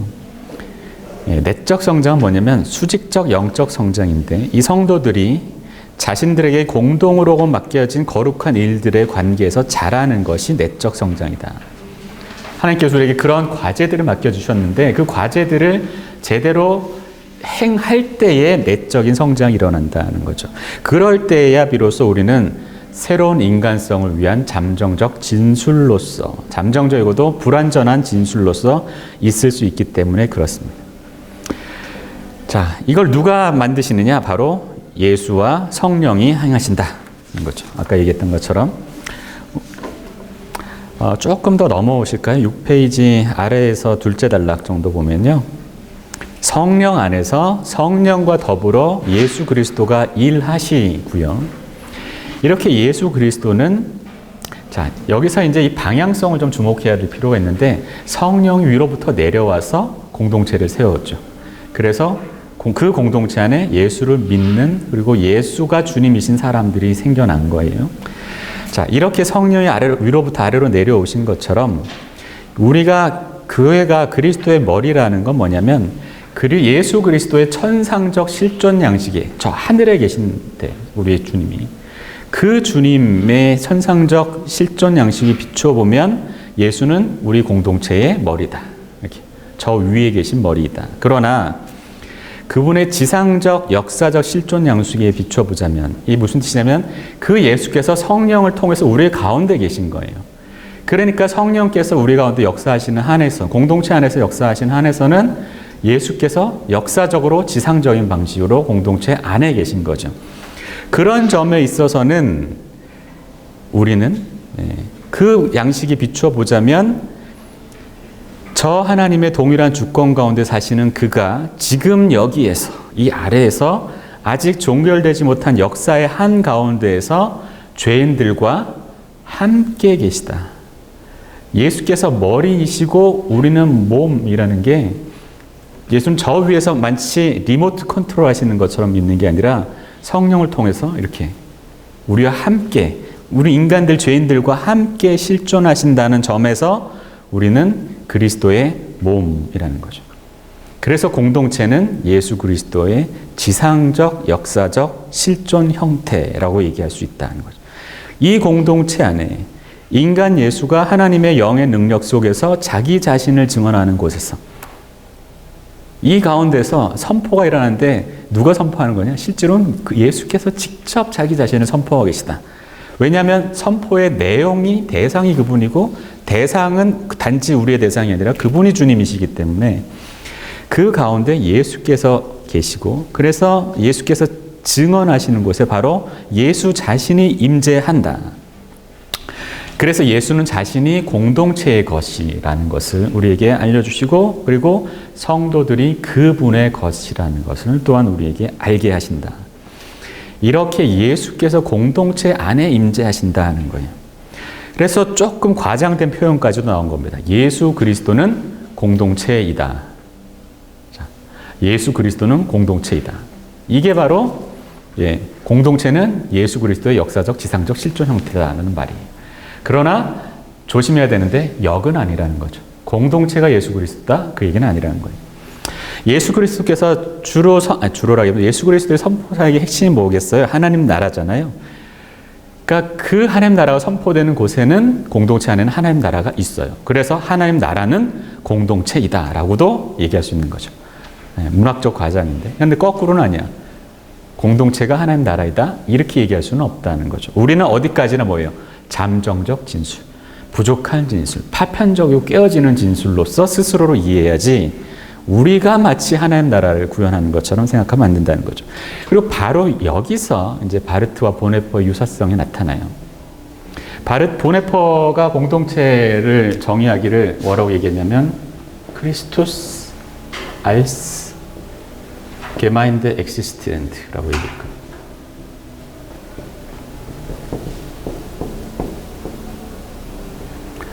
그리스도이고요. 알스 A인데 공동체로서 실존하시는 그리스도. 이게 보네퍼의 커뮤니오 상크토룸에 나오는 유명한 명제인데 바르트는 이제 요걸 이제 수용하고 있는 거죠. 자기 나름대로 변형시킨 게 뭐냐면 그리스도께 교회는 그리스도의 역사적 지상적 실존 형태라는 말로 얘기하고 있는 거죠. 자, 이 그리스도께서 혹은 그리스도의 통치는 성장해야만 한다는 거죠. 그리고 실제로 성장한다. 마치 씨앗처럼 겨자씨처럼 하나님 나라는 자라난다. 그런데 그게 자라나는 방식이 어떻게 가능하냐면 마치 세례 요한이 말한 것처럼 인간적인 게 쇠약해질 때에 이 하나님의 나라는 공동체 안에서 자라난다. 공동체는 산다. 왜냐하면 공동체에 주님이 살아계시기 때문에. 그리고 그런 하나님에서만 공동체는 온전히 그의 백성이다. 자, 공동체의 성장입니다. 3장 공동체의 보존. 공동체의 보존은요, 공동체가 어떻게 존속하고 세계 가운데 앞에서 얘기했던 성장은 공동체 자체의 내적 성장에 대해서 주로 집중되고 있어요. 근데 지금 공동체의 보존은 공동체가 그 공동체를 둘러싼 외부 세계와의 관계 안에서 어떻게 유지되고 보존되느냐 하는 문제를 다루고 있는 거죠. 그리고 그 안에서 어떻게 공동체가 작용하는가 하는 걸 이야기하는데, 이때도 바르트가 계속 주목하는 건 공동체가 가지고 있는, 공동체가 발생할 때 일어나는 두 가지 측면, 그러니까 신적인 측면과 인간적인 측면 모두를 동시에 강조해요. 그러니까 공동체의 보존 안에는 하나님과 인간, 곧 그리스도인, 아까 말씀드린 것처럼 그리스도인인 인간들, 이 두 가지 측면을 함께 고려해야 된다는 거죠. 자, 핵심은 이제 기본적으로 하는 이야기는 그리스도께서 우리 가운데에서 계속 사건으로 일하신다는 게 핵심인데, 거기에 상응하는 모습이 뭐냐, 이게 좀 중요한데요. 왜 공동체는 보존을 필요로 해요? 왜 그러냐면 공동체는 위험 속에 있기 때문에 그래요. 왜냐하면 우리는 우리를 둘러싼, 공동체를 둘러싼 인간들은 변화되지 않았거든요. 옛 세계인 거예요. 옛 사람이고 옛 세계인 거죠. 그러니까 이 공동체, 우리를 둘러싸고 있는 세계는 자기 나름대로의 고유한 법칙을 그대로 유지하기를 원하고, 그리고 심지어는 공동체에게, 교회에게 그걸 관철하기를 원해. 그런데 우리는 그게 아니라 다른 방식의 삶의 모습이 있다는 사실을 이제 잠정적으로 진술하고 있는 거죠. 그러니까 어떻게 되냐면 공동체는 실제로는 외부에 의해서 거부당한 실제로 살아요. 세계에 의해서 이론적으로나 실천적으로나, 아니 우리는 너희 그런 식의 삶의 방식을 원하지 않고 필요하지도 않아 라고 이렇게 거부하는 거죠. 그렇기 때문에 더더욱 우리는요, 뭔가 보존하는, 그리스도의 보존하시는 이 은총 혹은 행위가 필요한데, 두 가지 측면이에요. 한편으로는 외부로부터의 위협이고, 그러니까 공동체가 언제나 위험 속에 살아가고 있는데, 그 위험이 뭐냐? 첫째는 외부로부터의 위험이고, 둘째는 내부로부터의 위험. 자, 위협의 원인이 뭐냐? 아까 말씀드린 것처럼 외부로부터의 위협의 원인은 기독교 공동체가 선포하는 내용이 참으로 혁명적이에요. 세계를 인정하지 않는 거죠. 세계의 원리와 법칙을 인정하지 않아. 그것을 뒤집어버려. 그러한 방식의 삶이 아니라 예수 그리스도 안에 나타난 또 다른 새로운 인류의 삶의 방식을 공동체는 선포하는 거예요. 그리고 공동체는, 다른 공동체들은, 우리 바깥에 있는 공동체들은 자기들이 주인이라고 생각하지만, 우리는 뭘 선포하느냐? 너희가 주인이 아니라 예수 그리스도가 너희의 주인이다 라고 선포하죠. 그러니까 끊임없이 외부로부터의 침입을 받아요. 그게 반동이라고 할 수도 있고, 혹은 위협이라고 할 수도 있는 거죠. 그리고 이런 일들은 당연히 우리가 이해할 수 있는 거예요. 자, 이 외부로부터 위협의 형태들이 이제 몇 가지가 있는데, 한편으로는 억압하는 거죠. 압박하는 거예요. 그런 얘기하지 마, 이렇게 압박하는 거지만, 더 위험한 위협이 뭐냐면 공동체를 관용할 때 하는 거죠. 관용할 때. 그래, 너희들이 한번 얘기해봐. 그런데 오케이, 그게 이 세계를 구성하고 있는 한 종교적 부분이라고 우리가 인정해 줄게 라고 마치 인정하는 거, 참아줄 때, 그게 공동체의 더 큰 위협이다 하는 거예요. 왜? 그거는 실제로는 우리가 공동체에서 선포되는 이야기들을 받아들이지 않고 오히려 교회, 세상의 한 부분으로 이렇게 쓱 밀어넣어 버리는 거죠. 그래서 더 위험한 거예요. 그 위협, 그러니까 세계의 위협이 되지 않는 방식으로 공동체 이야기들을 수용해 주는 것, 그렇게 관용해 주는 것, 그거야말로 가장 비관용의 형태이다. 근데 그 사례들이 굉장히 재밌습니다. 그 세계는 철저한 무관심 가운데에서, 혹은 그 실천적 무신론 속에서 공동체의 유아세례, 입교식, 장례, 성탄, 축제, 국가를 위한 기도회 등을 이용할 수 있다. 자, 국가를 위한 기도회. 어디서 많이 듣던 얘기죠? 그걸 인정해 줌으로써 교회로 하여금 세계의 한 부속품이 되게 하는 거예요. 이게 가장 치명적인 교회 위협이다. 외부로부터 올 수 있는 가장 치명적인 위협. 너희들이 종교적인 일들은 마음껏 해봐. 단 우리에게 해가 되지 않는 한에서. 그런 한에서 우리가 너희들을 보호해줄게. 이거야말로 가장 치명적인 교회 위협.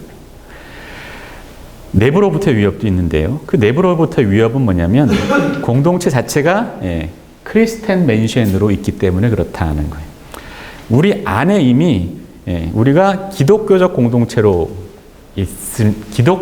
공동체로만 있는 게 아니라, 그러니까 그리스도에게만 속한 사람으로 있는 게 아니라 사실은 인간이라고 했잖아요. 역시의 인간이에요.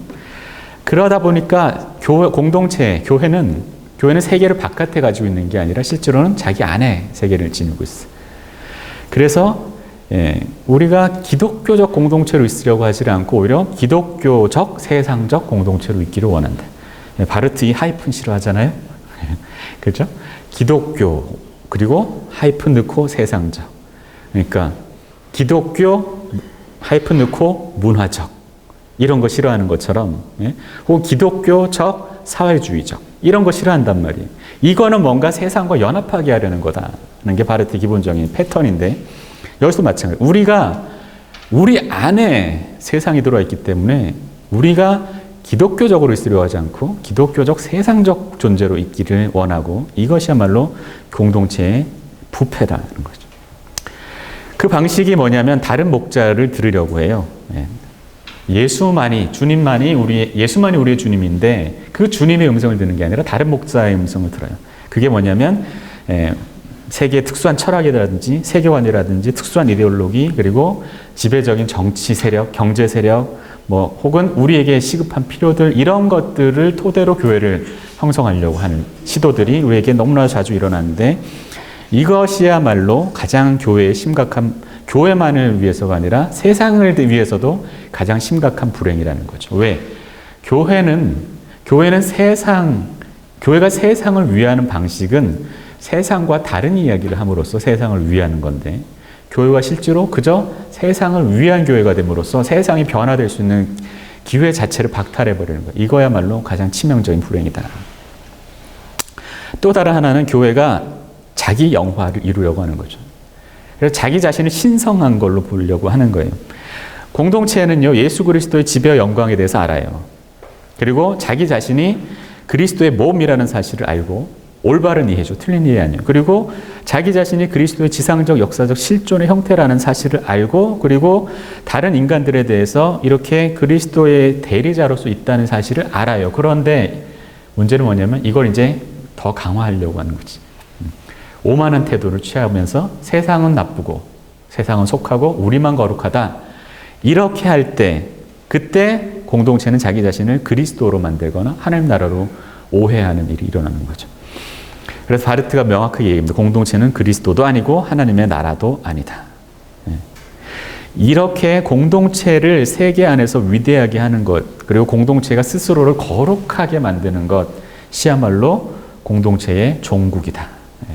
끝났다는 거죠. 바로 이러한 위험들이 있기 때문에 공동체는 보존이 필요하다는 거죠. 자, 공동체가 그래서 그리스도에 의한 보존이 필요해요.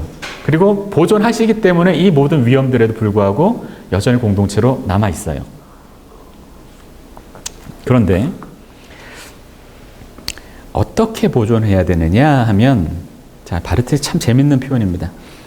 공동체는 언제나 거의 무너져 내릴 위험에 처해 있다. 하지만 공동체는 결코 완전히 굴복하지는 않는다.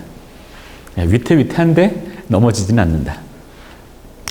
하지만 그 이유는 자위적인 보수주의 혹은 수백 년에 걸친 교회의 연속성을 강조함으로써 이루어지는 게 아니다.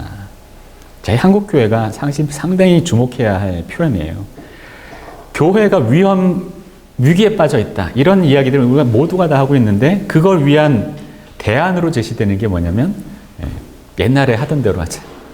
옛날에 신앙 하던 대로 하자. 좀 더 세게 하자. 이런 게 이제 바르트 입장에서는 자위적 보수주의인 거예요. 그거 한다고 공동체가 보존되느냐? 아니라는 거죠. 혹은 우리가 지금 무슨 교회의 전통이 있는데, 수백 년에 걸친 전통 속에 있는데 그 전통을 더 강화하자. 이런다고 공동체가 보존되는 게 아니다. 공동체가 보존되는 가장 확실한 길은 뭐냐면, 오늘날까지도 신구약 성서가 그리스도인들의 무리 안에서 완전히 단순한 문자가 되어버릴 수 없었다는 사실, 그냥 글자로 남아있지 않고, 그래서 언제나 새롭게 살아있는 음성이자 살아있는 말씀이 되어 왔으며 그러한 바로서 힘을 가지고 작용했다는 것. 성경이 공동체를 유지하고 보존한다. 우리 기도할 때도 그러지 않느냐. 우리의 성령이 공동체를 보존하고 우리가 하나님에게 우리를 보존해 주십시오라고 기도하는 그 말씀을 따라 하나님께서 우리를 보존해 주시기를 간구하는데, 그건 역시 우리의 보존은 성경에 토대하고 있다는 거예요. 자, 그러니까 성경으로 돌아가자. 그런데 바르트의 표현이에요. 자, 이 말씀을 듣고 다시 듣고 새롭게 들음으로써 언제나 자기 자신의 고유한 인격 안에서 그의 말씀의 청자로서 이렇게, 자, 말씀에 집중함으로써만 공동체는 보존된다. 자, 이게 굉장히 중요한 표현인데요. 혹은 어떻게 보자면 교회 안에서 자주 들을 수 있는 표현이기도 해요. 심각하게 새로운 표현은 아닌 것 같은데, 근데 주목해야 될 게 뭐냐면 바르트가 성경의 글자를 강조하고 있는 게 아니에요. 지금 한국 교회는 지나치게 성경의 글자에 집중하는 경향이 있거든요. 근본주의적, 성서 문자주의적 성향이 강력하게 있는데, 그렇게 하자는 게 아니라 예언자들과 사도들에 의해서 증언된 분, 그분에 집중하자는 거죠. 증언되어지고 있는 분. 성경은 그것이 증언하는 분에 대한 보증이자 수단이지, 오히려 교회를 보존하는 것은 바로 성경이 증언된 그분이 교회를 보존한다. 누구냐? 바로 예수 그리스도. 성서의 내용, 예수 그리스도만이 성서의 내용이기 때문이고, 그리고 그분이 성서를 보증하는 거지 성경이 예수를 보증하는 게 아닌 거죠. 성경이 증언하는 그분이 성경을 보증해주고, 성경이 증언하는 그 성경에 증언된 분이 교회를 보증하는 것이지, 우리가 성경이 글자에 집중함으로써 우리의 올바른 신앙을 유지할 수 있다거나 교회를 개혁할 수 있다거나 라고 착각하지 맙시다는 거죠.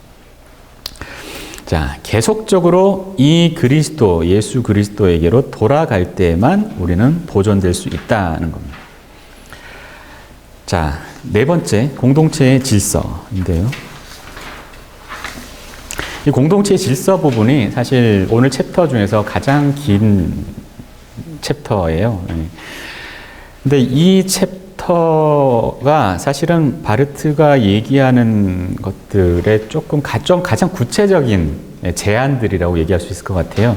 그리스도에게만 집중한다는 것이 교회 안에서 어떤 방식으로 일어날 수 있는가 하는 거를 구체적인 여러 가지 신뢰들을 들어서 얘기하고 있는 겁니다. 바르트는요, 이 질서라는 것은 공동체가 세워지는 것의 세 번째 방향이에요. 가야 할 방향인데, 공동체는 질서 잡혀 있어야 한다. 혹은 질서 가운데 있어야 세워지고 성장하고 한다. 이 얘기를 하고 있는 겁니다.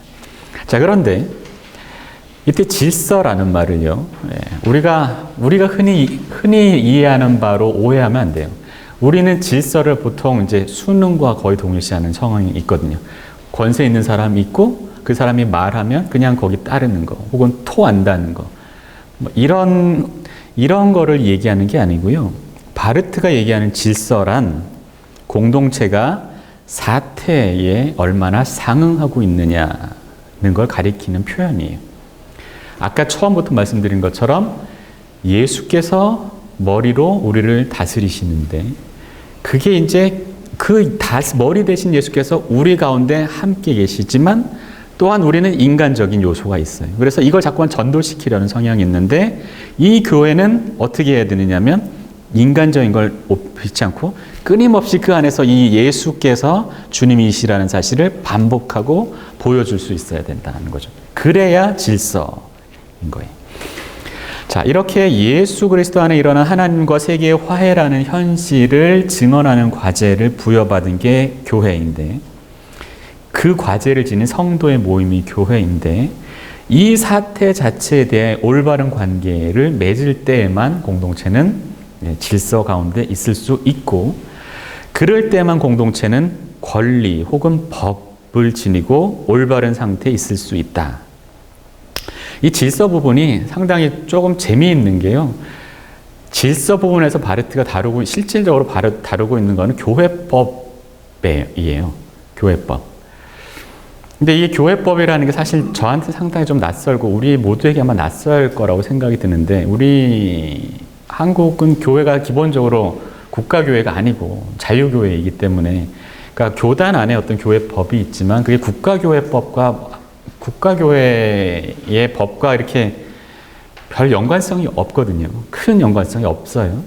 근데 바르트는 지금 현재 그 교회법이 토대해야 하는 게 뭐냐는 걸 신학적으로 이제 밝히려고 하고 있어요. 근데 이때 재밌는 게 뭐냐면 법이라는 말, 이게 레히트라는 말이 또 다양한 의미를 가지고 있다는 거죠. 그러니까 레히트 하면 권리라는 말도 되고 혹은 올바름이라는 뜻도 되고요. 그리고 법이라는 말도 그러니까 여러 가지 의미들을 그 안에 담고 있어서 어느 하나로 이렇게 딱 정의해서 하나로 이렇게 고정시키기가 어려워요. 그러니까 공동체가 질서 가운데 있을 때만 공동체는 레히트를 가진다라고 이제 바르트가 얘기하는데 이때는 공동체가 이 온 인류를 화해시키기를 원하는 그 예수 그리스도의 주권적 의지와 그 행위에 상응할 때만 공동체는 뭔가 올바를 수 있고 자기 자신의 고유한 권리를 가질 수 있다. 그리고 그게 이제 교회의 법이 되어야 한다. 이런 다양한 의미들을 그 안에 이렇게 함축하고 있는 겁니다.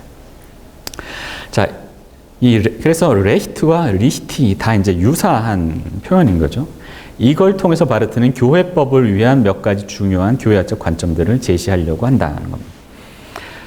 그냥 교회법의 교회학적 근거가 뭐냐라고 할 때 집중해야 되는 게 뭐냐면 공동체라는 것, 교회 공동체라는 게 거에 대한 기독론적, 교회론적 개념에 집중해야 된다. 아까 말씀드렸던 것처럼 성도의 공동체로서 교회는 성도의 공동체인데 그 교회의 머리는 예수 그리스도이다. 첫째, 교회는 예수 그리스도 머리로 한다. 둘째, 성도의 인간적인 교제로서 공동체는 이 예수 그리스도의 모험으로서 그의 지상적, 역사적 실존의 형태이다. 예수께서 머리 계시고 우리는 그거의 지상적, 실존적 형태이다. 이게 하나의 정의라고 얘기할 수 있겠어요. 제가 이렇게 얘기를 하자면 교회의 정의, 교회는 뭐냐면 예수가 머리이고 우리는 그의 몸이다. 지상적, 실존적 양식이다. 그냥 이렇게 쓰자고요. 자, 요게 하나예요. 자, 여기에 상응하는 게 이제 교회이고 상응하는 방식으로 이 안에 들어와 있는 그리스도인들, 크리스텐 맨션, 아까 얘기했던 크리스텐 맨션이 해야 할 일들에 대해서 얘기를 하는 건데, 자, 그거를 하려면 어떻게 해야 되냐면, 첫째, 공동체에서 1차적인 행위의 주체는 자신의 몸의 머리인 예수 그리스도라는 사실을 끊임없이 보여줘야 돼. 이게 교회 정이고, 요 안에 들어와 있는 이 사람들은 이 사실을 이제 드러낼 수 있어야 한다는 거지. 그러니까 의식적으로, 지속적으로 예수가 우리의 주님이라는 사실. 그 다음에 이 공동체 안에서 행위하는 인간적인 성도의 교제는 언제나 2차적이다는 사실을 교회 법을 제정하거나 형성할 때에는 이 사실이 드러나야 된다. 거꾸로 얘기하면 이 사실에 토대해야만 교회는 올바른 교회법을 혹은 교회의 권리를 요구할 수 있다. 혹은 그에 따를 수 있다. 이렇게 얘기가 됩니다. 자, 교회와 교회법의 아날로기아로서의 과제라고 되어 있죠. 자, 공동체란 그 자체가 예수 그리스도 안에서 성화된 인류의 잠정적 진술이다. 그 안에는 첫째, 예수 그리스도에 의한 다스림과 명령과 지배가 자, 이게 예수가 주님이다라는 표현을 얘기하는 거. 그분이 다스리신다는 것. 그리고 거기에 순종하면서 그 아래 스스로를 복속시키는 인간들의 교제가 존재한다. 바로 이 같은 관계와 비율, 그것이야말로 공동체의 사태이고 공동체를 구성하는 사건이며 이 관계야말로 공동체의 질서의 원리이고 공동체의 기본법이다. 혹은 기본 권한이고 그렇다라는 얘기죠. 이게 교회의 기본권이다. 혹은 기본법이다. 자, 그러면 이 공동체는 바로 이 사태에 상응해야 돼요. 그러니까 공동체의 교회법은 어떻게 해야 되냐면 공동체 안에 있는 개별자들의 삶과 행위를 우리는 여기서 다시금 뭘 해야 되면 예수와 우리 이게 드러나도록 만들어야 이게 올바른 교회법이 된다는 거죠. 자, 주의해야 될 게 뭐냐면 공동체 구성원들은 다 자기들의 신앙, 신조, 선포, 기도 등 모든 행위들에서 이 질서가 구현되게 해야 돼. 굉장히 중요한 거예요. 사실 우리가 실제로 주님을 믿는다고 하면서 대상으로 만들어버리고 말 때가 많거든요. 그게 아니라 신앙과 예배와 신조와 기도와 모든 것들 가운데서 주님이 되게. 자, 그 귀결이 뭐냐면 이렇게 해야 하고 그 결과는 뭐냐면 이때 이런 공동체는 성서 안에 증언된 예수 그리스도의 음성에 귀 기울여야 한다는 것이다. 하지만 이 성경 안에 증언된 예수 그리스도의 음성에 귀 기울인다는 것은 이 주님의 행위를 그 우리의 법칙으로 삼는다는 것이지. 그 주님이 우리를 다스리도록 우리를 맡겨야 한다는 걸 의미하는 거지. 신구약 성경이 증언하고 있는 당시의 삶의 형태들을 베끼거나 그대로 수용한다는 걸 의미하지 않는다. 성서 문자주의, 바르트의 성서 중심주의는 결코 성서 문자주의가 아니죠. 오히려 그걸 철저하게 비판적으로 바라보고 있어요. 오히려 우리는 그 형태에 집착하는 게 아니라 예수 그리스도가 지금 여기서 주님이시고 지금 여기서 우리를 통치하신다는 것. 지금 여기서 통치하신다는 사실이 드러나도록 해야 된다. 자, 그러면 국가법과 교회법의 관계는 뭐냐 하면 세상은 혹은 국가는 교회를 하나의 사회적 기관 내지는 종교적 공동체로 간주한다. 자, 일상적인 거죠. 그리고 세상은요, 어떨 때는 교회가 예수를 세상의 주님으로 신앙한다는 그 고백을 존중하기조차 해줘요. 그렇지, 너네 그런 걸 믿잖아 라고 인정해주고, 그래, 그거 믿어, 우리가 보호해줄게. 아까 얘기했던 것처럼 그렇게 한다는 거예요. 하지만 세상은 그 교회의 고백을 교회와 함께 공유하지는 않는다. 무슨 뜻이냐? 그건 니들 얘기고 예수가 주님이라는 사실을 우리 안에 관철하려고는 하지 마는 거죠. 그래서 교회의 질서를 어떻게 한정짓느냐면 국가 안에 이미 주어져 있는 협회법이라든지 협력법 범위 안에서만 너희는 이 테두리 안에만 있어 라고 얘기한다는 거예요. 그래서 국가의 교회법은 바르트 입장에서는 국가가 정해놓은 국가교회법은 교회의 법이 될 수 없고 교회가 주목해야 할 법은 아까 얘기했던 교회의 기본법. 거기에 우리는 지목해야 되고 그것에 따라서 행해야 된다는 거죠. 그것은 교회가 국가에 대립하기 위한 건 아니고 오히려 교회가 교회 자신의 기본법에 따를 때 교회가 예수 그리스도의 지배에 따르고 그 지배에 따라 자기 자신을 새롭게 구성할 때에 그게 거꾸로 국가에게 이익이 되기 때문이다는 거예요. 자, 그러면 어떻게 해야 되느냐 하면 첫째, 기독교 공동체의 법은 봉사질서라는 범위 안에 있는 법이라는 거죠. 자, 예수 그리스도를 우리는 주님으로 믿잖아요. 예수께서 우리의 주님이다. 그러면 우리는 이 주님이 우리를 다스리는 방식으로 우리도 여기서 행해야 되는데 주님이 세상을 다스리시는 방식이 뭐냐? 어떤 방식으로 주님이시냐 하면 섬기는 방식으로. 주님은 고향되셨는데 어떻게 고향되셨냐면 섬김으로 고향되셨던 거죠. 그러니까 이 우리의 주님에 상응하는 예수를 주님으로 믿는다는 건 우리가 지배하겠다는 게 아니라 우리의 주님이 봉사하시고 섬기셨으니까 그에 상응하는 방식으로 교회는 섬겨야 된다는 거예요. 공동체의 유효한 유일한 법은 혹은 권리는 섬김의 법밖에 없다는 거죠. 예수 그리스도의 몸으로서 지상 양식으로서 교회는 우리는 어떻게 해야 되냐면 섬겨야 돼. 첫째.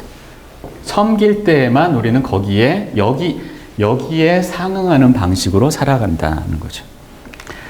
성화란 뭐냐? 고향이다. 고향은 무엇으로 고향이냐? 고향 올라간다는 거죠. 낮아짐 안으로의 고향이다. 이 안에서만 교회법이 지향해야 되는 건 뭐냐면 지배하기 위해서 하는 게 아니라 섬기는 걸 그 안에 담아내야만 한다. 그때에만 교회법은 유효하다라고 얘기할 수 있습니다. 이게 교회의 규정이고 이거는 명료하고 비변증법적이고 비가역적이다. 변증법 어때요? 골치 아프거든요. 복잡하고 힘들어요. 아니, 안 힘들어. 단순해. 간단해. 섬겨. 끝이. 두 번째, 이 공동체의 섬김의 법은 전적이다. 이거는 누구는 섬기고 누구는 지배해도 된다는 얘기가 아니라 토탈 다 섬겨야 된다는 거고요. 그리고 세 번째, 보편적이라는 거죠. 이거는 아무도 예외가 없어. 모든 그리스도인들은 다른 모든 그리스도인들과 함께 섬긴다는 거죠. 이 섬김, 모두가 보편적으로 섬기는 것, 그것이야말로 모든 신자들의 보편적 사제직이다.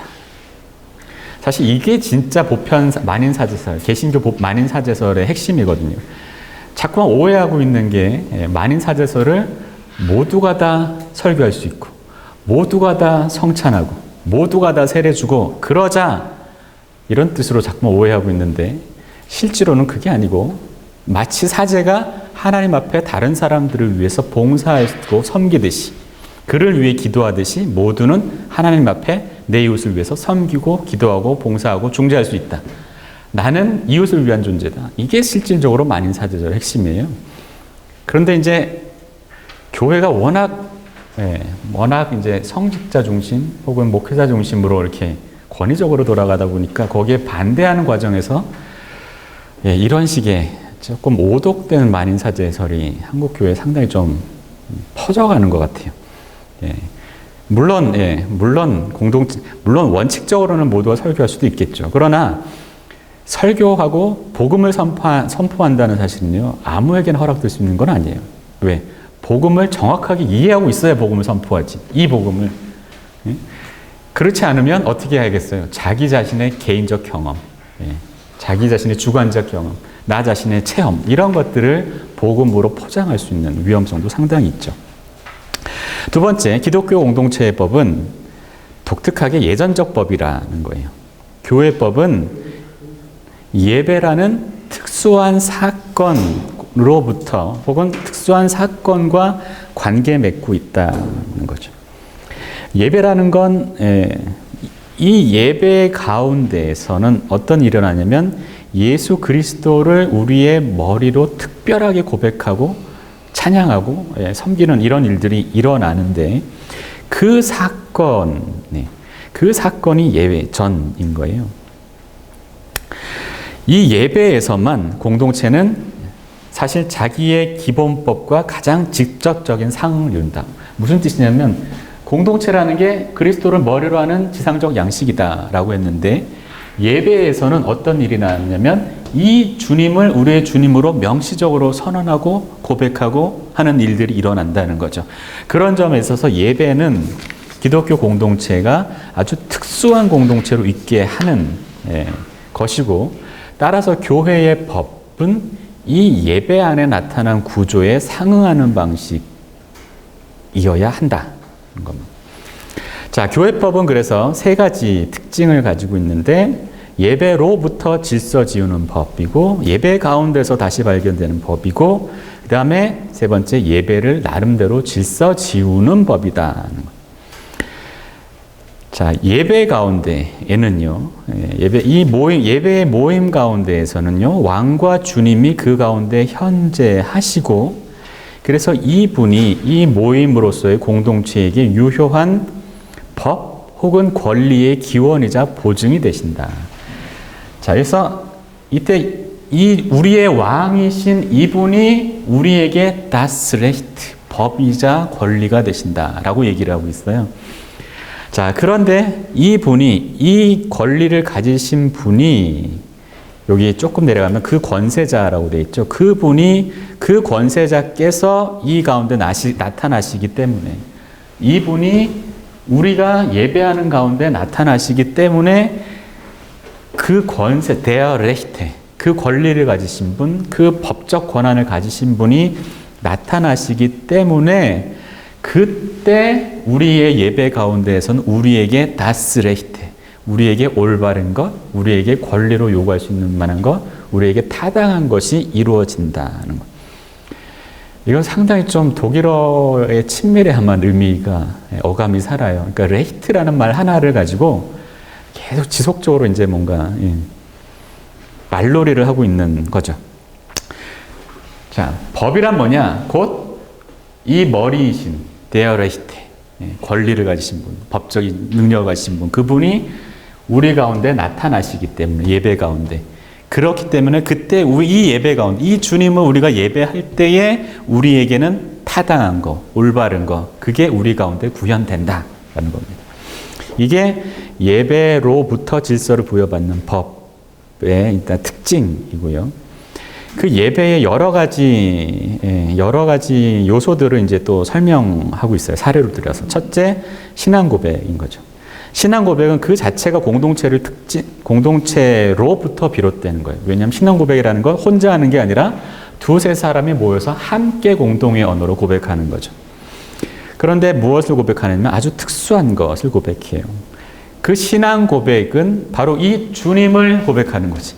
이 주님을 이 가운데에서 우리가 지속적으로 고백해야, 그래야 이 가운데에서 교회의 질서, 올바른 교회가 이루어진다는 건데, 그런데 핵심은 교회를 교회되게 하는 게 뭐냐면 우리가 이렇게 고백한다는 사실이 교회를 되게 하는 게 아니라, 자, 우리의 신앙, 우리의 이 사랑, 우리의 이 희망, 이게 교회가 교회되게 하는 게 아니라 이 가운데에서 인식되어진 분, 주님, 우리가 말하는 그분이 오히려 주님이 되어서 우리를 다스리신다. 그 신앙되어진 분, 사랑되어진 분, 희망되어지는 분, 그 자신이 두세 사람을 함께 모으고 그들의 공동의 신조회로 이끄신다. 자, 신앙 고백을 해야 교회인데, 신앙 고백하면 교회라는 게 아니라 신앙 고백을 하기 때문에 교회가 아니라 우리가 신앙 고백할 때 고백의 내용이 되는 그 주님이 다시 그 가운데 우리를 다스리기 때문에 이게 교회가 된다는 거죠. 이 공동체의 신앙 고백은 고로 우리의 고백이 아니라 하나님의 말씀, 이렇게 말씀하신 하나님의 말씀에 대한 상응하는 우리의 고백이다. 자, 이 신앙 고백 안에는 하나님의 이 모든 행위들에 대한 우리의 응답적 대답이 일어나고 있다는 거예요. 세례, 마찬 비슷한 패턴입니다. 세례 안에서도 만찬, 주의 만찬이 조금 더 볼만한데요. 주의 만찬에서는 우리가 그리스도의 몸을 먹고 마신다고 하잖아요. 자, 일단 이게 대상화되는 거예요. 우리가 행동을 할 때는 우리가 분병하고 분잔하고 먹고 마시고, 그러니까 우리가 주체이고 이건 우리의 대상인 것처럼 느껴지는데 실제로는 그게 아니라 그 가운데 그리스도께서 함께이심으로, 떡 안에 함께이심으로 오히려 거꾸로 어떻게 되면 자기 자신을 우리에게 선물로 주시는 거예요. 자기 자신, 우리가 하지만 실제로는 그 가운데 주님이 계시고, 그래서 성찬 가운데서는 역시 사건, 고유한 사건, 우리를 구성한 교회를 부른 건 결국 또 주님이시잖아요. 그 사건이 그 안에서 반복되고 반영되고 있다는 거죠. 그때의 교회는 타당한 권리를 가진다. 자, 그리고 예배 가운데 다시금 발견되는 교회법은 뭐냐면, 넘어가고요. 시간 관계상. 비슷한 얘기들입니다. 세 번째, 예배를 나름대로 질서 지우는 교회법, 법으로서의 교회법은 뭐냐면, 이제 교회법은 어떻게 되어야 하냐면, 바로 그 패턴을 위주로 예배도 그러한 방식으로 구성할 수 있어야 된다는 거죠. 그래, 교회법은 그러한 방식으로 예배를 질서 지우는 법이어야 한다. 그래야 교회가 질서 가운데 있다는 거고요. 그 다음에 3, 4는요. 조금 큰 챕터지만 사실 여기서 얘기했던 패턴들이 그대로 고술 안에 나타나고 반복되고 있어요. 근데 조금 우리의 관점에서 재미있는 부분은 4예요. 짧게 말씀드리면 교회법은 모범적인 법이라는 건데 이때는 교회법이 세상의 법에 대해서 모범이 될 수 있다는 거예요. 언제? 우리가 이러한 일들을 제대로 구현해내면 교회가 원래 원하는 게 뭐예요? 원래 해야 되는 게 예수 그리스도의 복음을 증언하는 건데 그런 이유가 뭐냐면 온 인류를 성화시키고 화해시키기를 원하시는 하나님의 뜻을 전하는 거예요. 세계는 그걸 거부하지만 교회는 봉사, 섬김 이런 방식으로 예수가 주님이라는 사실을 이해하게 함으로써 모든 인류를 섬기고 봉사해야 된다는 걸 그 법 안에 담음으로써 어떻게 되냐면 거꾸로 이 온 법이, 온 세상이 하나님 안에 의해서 화해되고 하는 세상을 개선하는 법, 세상을 낮게 변화시키는 법, 모범적인 법으로서 있을 수 있다. 이게 이제 교회의 질서의 결과다라고 할 수 있습니다.